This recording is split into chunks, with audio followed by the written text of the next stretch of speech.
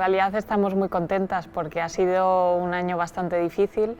El hecho de tener que prepararlo varios meses el físico en casa y luego poder en verano empezar a remar en el agua hace que se complique un poco pues, las competiciones, y solo llegar a una máxima competición al año, pues nunca sabes cómo han vivido esta situación los otros países, entonces te tienes que enfrentar de la mejor manera posible, y el hecho pues, de pelear, aunque sea pues, obtener esa plata, pero pelear contra las rumanas que ganaron el oro muy cerca, pues nos hace ver que seguimos ahí. Este año es un año importante para apostar y dedicarlo todo a la preparación de los Juegos. Hemos estado en Sierra Nevada, estaremos este año en 2 concentraciones de altura más para llegar con las mejores opciones posibles a Tokio. Necesitamos ese contacto con el agua para pues, el nivel físico que tengamos, seamos capaces de la embarcación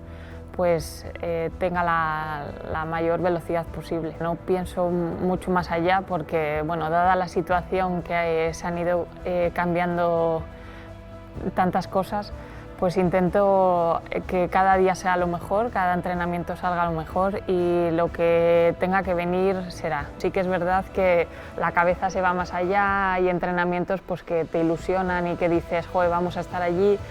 Y es importante también para mantener esa motivación, saber que van a llegar. Somos muy competitivas, somos muy ambiciosas y obviamente nunca nos queremos colocar, ni para bien ni para mal, pero bueno, valoramos estar en unos Juegos Olímpicos, pero siempre queremos más y te imaginas, ¿no? Pues una vez estar allí, y yo me imagino la final olímpica.